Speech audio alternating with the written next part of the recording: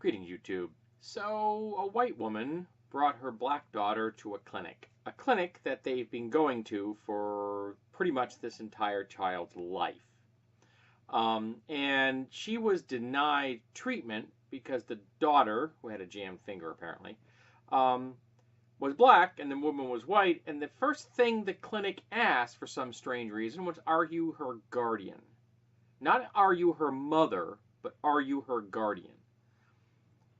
And that's a completely innocent question in some ways, because the woman just said yes. Because if you're her mother, you are also her guardian. Guardian is a broader term than mother. So if somebody were to say, are you the guardian of your child? And a parent says, yeah, that's a true statement.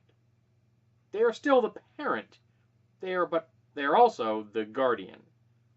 So when she said yes, the clinic demanded she bring her paperwork proving that this woman was her daughter's parent.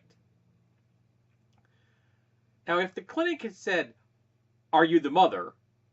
And then she had said yes, this apparently would have been cleared up. So this wasn't, you're denied because you're white and your daughter's black. Denied because we don't believe from the get-go that a white person is the parent of a black child. Now, this child is adopted in this case, but there have been cases where people who are white have black kids, biologically. This woman doesn't, but it can happen. It's a real thing in the real world. People adopt children from everywhere. So the assumption on the part of the person checking them in was to go to guardian, because on some level, this person didn't think mother, daughter. They thought white woman, child under her care, maybe under her care, possibly under her care. We're not sure if she's under her care. Why you would deny a child medical treatment regardless is beyond me. I guess that whole do no harm thing is just so passé. It's 20th century. It's not 21st.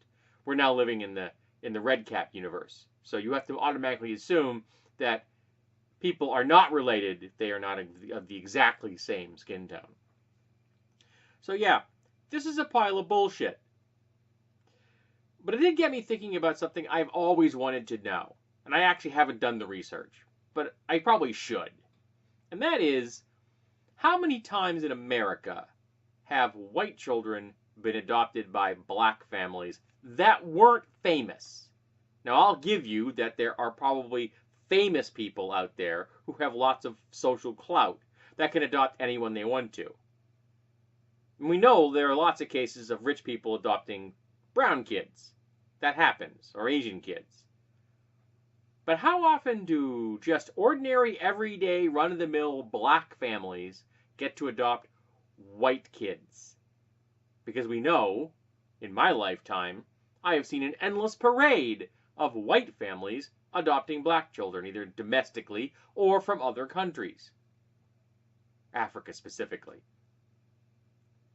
And there's a lot of, like, white saviorism in that. You know what I mean? I'm the savior here! I shall adopt this poor child! Now, adopting kids that don't have parents is awesome.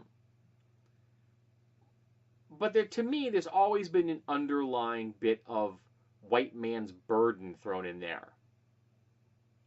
A bit of, well, these poor black folks need to be saved by the white dudes. And yet we don't often see, at least I have never seen a case where an ordinary black family has adopted a white child.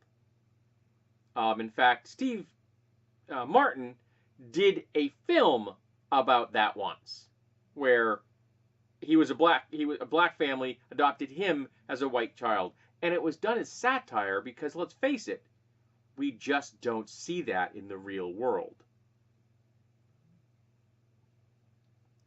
So the first part of this video is about the bullshit that this clinic intake person pulled, because they made the subconscious choice to assume that a white person does not have a black child as a parent.